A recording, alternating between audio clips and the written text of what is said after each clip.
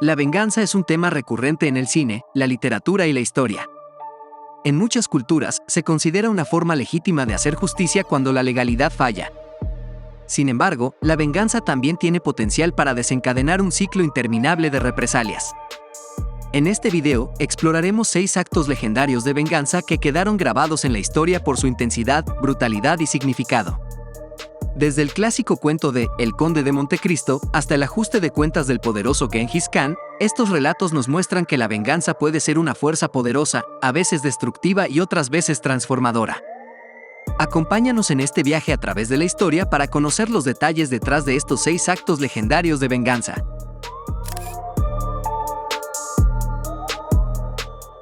Después que Genghis Khan decapitó a todo el que se le puso enfrente en su recorrido por Asia, el Imperio Mongol entró en contacto directo con Medio Oriente por primera vez en la historia.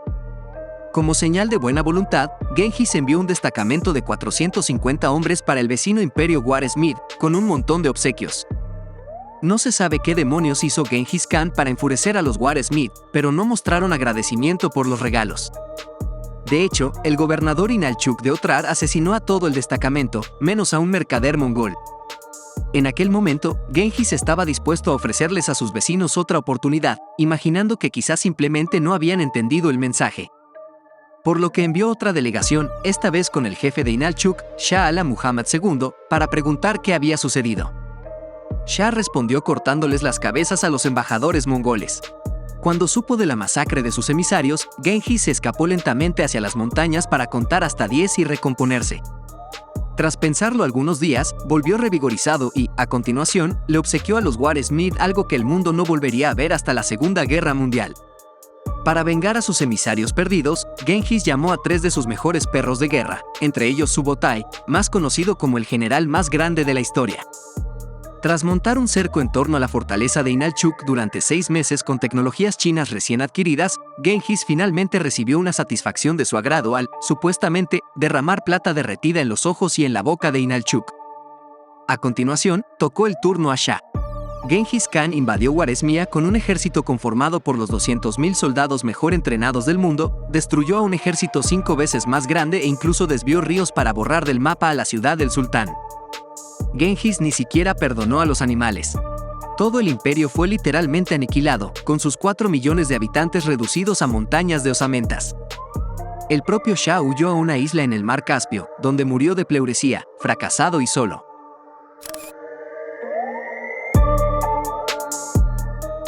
Trong Trak y Trong My eran unas hermanas sin pena ni gloria viviendo en una pequeña aldea de Vietnam en algún momento del siglo I. Sin embargo, destacaban entre las demás por el entrenamiento en artes marciales que les habían inculcado desde la infancia. Este es un punto muy importante para la historia. En aquella época la zona era gobernada con mano de hierro por los chinos, que tenían una especie de política de tolerancia cero cuando se trataba de subsidiarios que trabajaban como si fueran independientes. Así, cuando el esposo de Trak rompió con la convención y se opuso al tema, los señores chinos de la guerra decidieron responder con una exhibición de brutalidad que habría hecho sentir orgulloso al Imperio Romano. Ejecutaron a los rebeldes sin la más mínima consideración y, a continuación, ultrajaron a la viuda. La historia nos ha demostrado que no es buena idea meterse con los vietnamitas, incluso si se es una nación poderosa y tecnológicamente superior. Esta gente son maestros en Kung Fu o algo por el estilo, y cada vez que se ven amenazados simplemente suben de nivel. Gracias a las enseñanzas tradicionales del confucianismo, los chinos consideraban a las mujeres poco útiles. Así, ni siquiera se imaginaron que Trak y Ni habían sido instruidas en las artes marciales desde una edad temprana. Y por supuesto, no estaban preparados para la cantidad de porquería que se les vino encima. Para vengar a su esposo y recuperar la libertad de su pueblo, las hermanas Trong acorralaron a los chinos. Organizaron a un ejército de 80.000 mujeres furiosas que pasaron a masacrar a los invasores, exactamente con la misma cortesía con la que habían tratado a su pueblo. En 1807, un sujeto francés llamado Pierre Picaud lo tenía todo en la vida: un empleo estable como zapatero, una casa en los alrededores de la Riviera Francesa y una novia maravillosa. Todo el mundo conoce y odia a un sujeto tan afortunado como este. 3 amigos de Pierre, Lupian, Solari y Chaubart, siempre quisieron hacerlo menos, así que cuando eventualmente pidió matrimonio a su novia, estos tres aprovecharon la oportunidad para planear la broma de despedida de soltero más desagradable de la historia. Enviaron una carta al gobierno acusando a Pierre de ser un espía inglés. La broma resultó en que Pierre fue brutalmente encarcelado en la fortaleza Fenestrelle durante 7 largos años sin ninguna acusación formal. Para hacer las cosas peores, su ex amigo Lupian pasó ese tiempo quedándose con su ex futura esposa. Si crees que esta es la historia de El Conde de Montecristo, estás en lo correcto.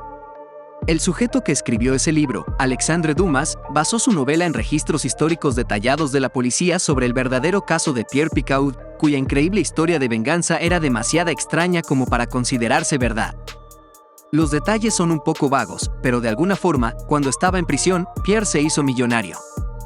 Supuestamente compartió su celda con un compañero llamado Torri, con quien inició una amistad tan cercana que terminó quedándose con su fortuna una vez que murió.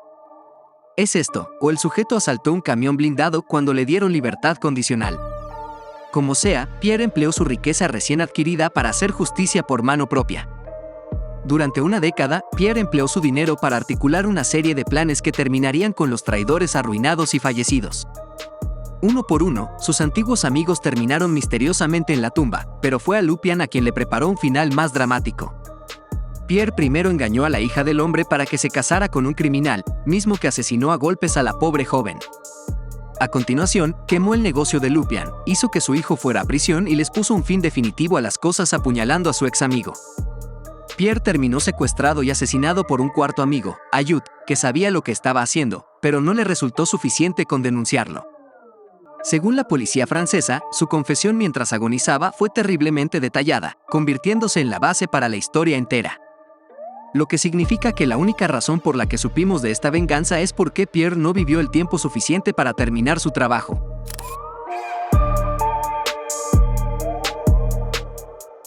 El Imperio Romano nunca tuvo reputación de jugar limpio. De hecho, si le preguntas a cualquier historiador, la descripción que te ofrecerá parecerá una mezcla entre el Imperio Galáctico de Star Wars y Mordor. Y esto se debe a que no se andaba con rodeos.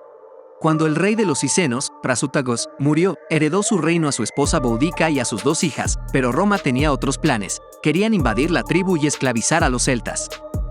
Boudica y sus hijas fueron azotadas y ultrajadas. Desafortunadamente para Roma, no sabían muy bien con la clase de mujeres que se estaban metiendo.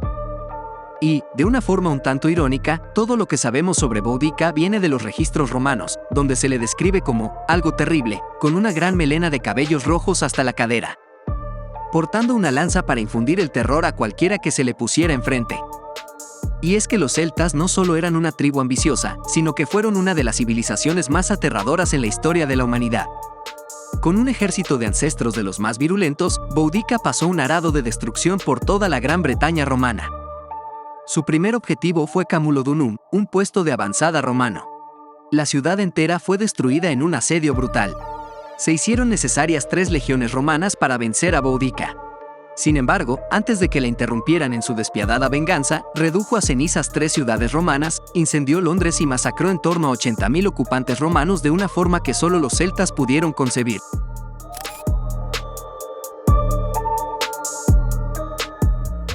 El Imperio Bizantino prácticamente fue el Biff Tannen de la Europa en el medioevo. Cuando el Imperio Romano de Occidente empezó a decaer y a desintegrarse, su equivalente oriental, el Imperio Bizantino, fingió no escuchar sus súplicas desesperadas, haciéndose con la reputación de imperio mandamás en el continente europeo. La política de no intervención cambió en 1171, cuando los bizantinos decidieron aprovecharse de la próspera República de Venecia. ¿Cómo lo hicieron? Tomando prisioneros a sus comerciantes, hurtando sus bienes y colocándoles apodos despreciables. Naturalmente, Venecia se molestó mucho por el tema, pero con una formación pobre de militares, no tenía mucho que hacer. Entonces, los bizantinos pensaron que sería divertido cegar a Enrico Dandolo, el líder de Venecia, y seguir perturbando a la ciudad durante más de 14 años. El error fue dejar a Enrico con vida, sirviendo como emisario de Venecia, pese a que ya no podía ver. En 1204, 33 años después que los bizantinos lo dejaran ciego y subyugaran a su pueblo, Enrico volvió a Venecia armado hasta los dientes y comandó a los ejércitos de la Cuarta Cruzada para saquear Constantinopla. Fue un acto de venganza ciega tan brillante como brutal, ya que tomó a todo mundo completamente desprevenido. La ciudad nunca antes había caído en manos de un enemigo, pero este sujeto se las arregló para que eso sucediera y, de paso, conquistó a todo el imperio bizantino. Con su venganza finalmente cumplida, Enrico dejó de existir un año después, a la edad de 90 años.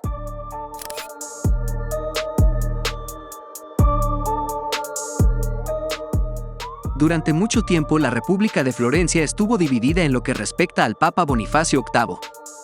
La mitad del país lo amaba con pasión, mientras que la otra mitad lo aborrecía. Pero las cosas se pusieron realmente serias en 1301, cuando el Papa nombró a Carlos de Valois pacificador de Toscana. Un político local llamado Dante Alighieri, que estaba del lado de los que odiaban al Papa, sospechó que tramaba algo feo, como de costumbre, por lo que decidió viajar a Roma para intentar resolver el problema mediante el diálogo. En una jugada maestra, el Papa invitó a Dante para que pasara un tiempo con él, mientras en secreto ordenaba a Valois que marchara a Florencia con una milicia armada para derrocar al gobierno local e instaurar un régimen alienado a él. Para rematar, Bonifacio multó a Dante con una cantidad enorme de dinero, como castigo por estar en Roma. El nuevo Consejo de Florencia aprobó una declaración en la que se establecía que Dante jamás podría volver a la ciudad, bajo pena de muerte. Y esta orden no fue revocada sino hasta el 2008. Como si 700 años después el castigo no hubiera dejado de ser eficaz. Lo mejor que podría haber hecho el Papa era matar a Dante en lugar de jugar al sábelotodo, pues el político exiliado pasó a difamarlo personalmente en lo que se convirtió en una de las obras literarias más famosas e influyentes del mundo occidental, la Divina Comedia. Incluso sin la ayuda de la prensa, el brillante estilo de rimas de Dante y el uso del italiano con la seguridad de que todo mundo escucharía su lado de la historia le dieron una característica especial a la obra. Insertó en su texto a todos aquellos que lo habían hecho enojar en la vida, situándolos en un infierno irónico, como un lugar reservado especialmente para el Papa Bonifacio VIII. En el poema, el propio San Pedro denuncia al papado como una cloaca sangrienta y el trono papal en la tierra como perezoso. La catapulta resultó tan eficiente que algunas familias tuvieron que construir iglesias enteras para compensar el daño que Dante había hecho con sus nombres y empresas. En nuestros días, sería el equivalente a que Eminem lanzara un álbum con 40 canciones en el que él, personalmente, difamara a otra persona famosa. El mundo completo se enteraría. Espero que hayas disfrutado de este recorrido por 6 actos legendarios de venganza. Aunque estos relatos pueden ser a veces intensos, nos recuerdan la complejidad de la justicia y las consecuencias que pueden surgir cuando se busca venganza. La historia nos muestra que la compasión y la empatía pueden ser formas poderosas de resolver conflictos y construir una sociedad más justa y pacífica. Gracias por ver este video y que tengas un buen día.